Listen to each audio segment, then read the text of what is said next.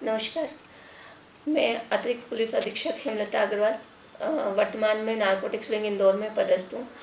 Social media के माध्यम से मुझे युवाओं से जुड़ने का एक मौका मिला है।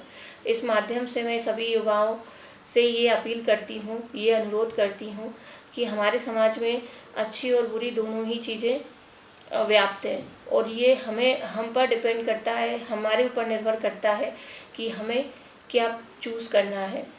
तो अगर हम आज के परिवेश में देखें तो नशा बहुत व्यापक रूप में हमारे समाज में फैलता जा रहा है। जो नशा करता है उसका पूरा परिवार बर्बाद हो जाता है।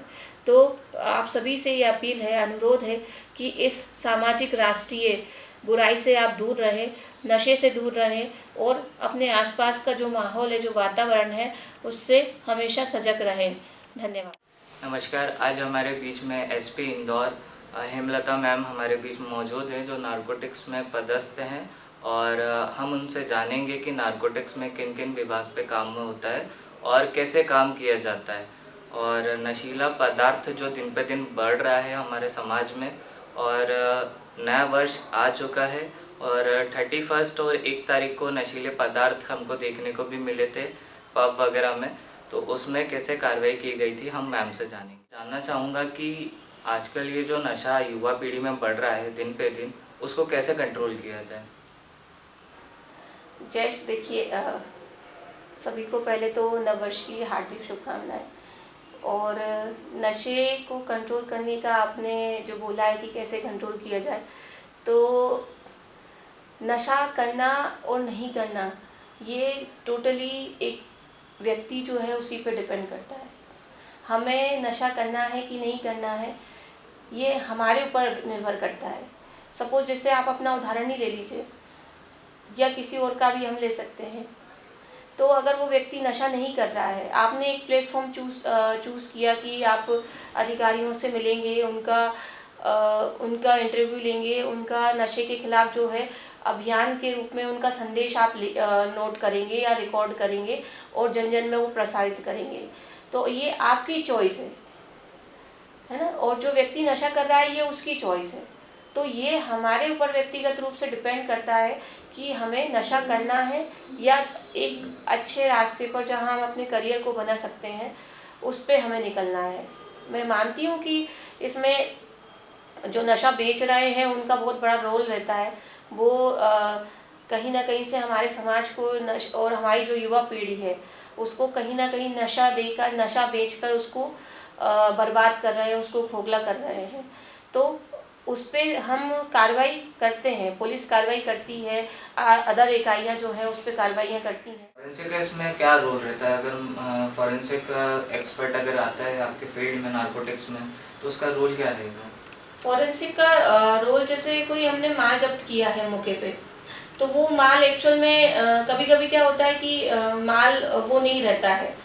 जैसे मान लीजिए सपोज हमने एमडी की सूचना हमें मिली, बट मौके पे गए तो एमडी ना होके वो पिसा शक्कर हो सकती है, कुछ और चीज़ उसमें मिक्स हो सकती है, या फिटकरी वगैरह इस तरह की चीज़ें हो सकती हैं।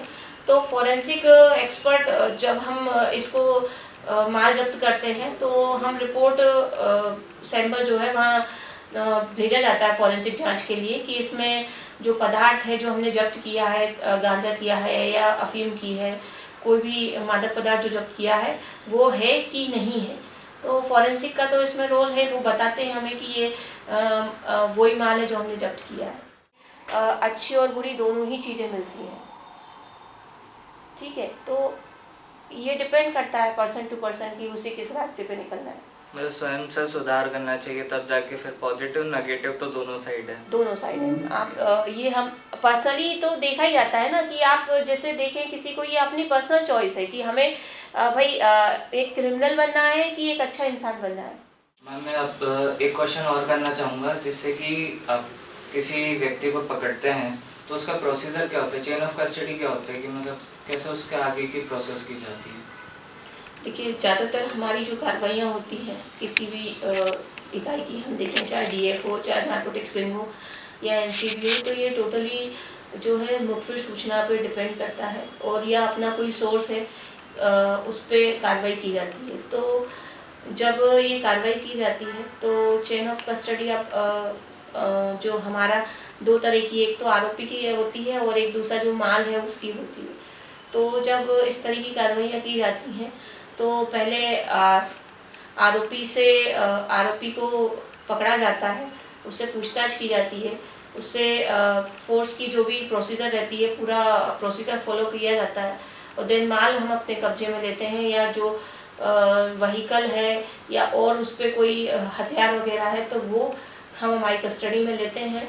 देन वो आरोपी और जो माल हमें बरामद हुआ है वो हम न्यायालय के समक्ष उसको प्रोड्यूस करते हैं। चूँकि नशा एक ऐसी चीज़ है जिसको आप उठा के देखें, किसी की भी लाइफ को देखें तो नशे के हमारे विभाग में तीन परिणाम बताए गए हैं।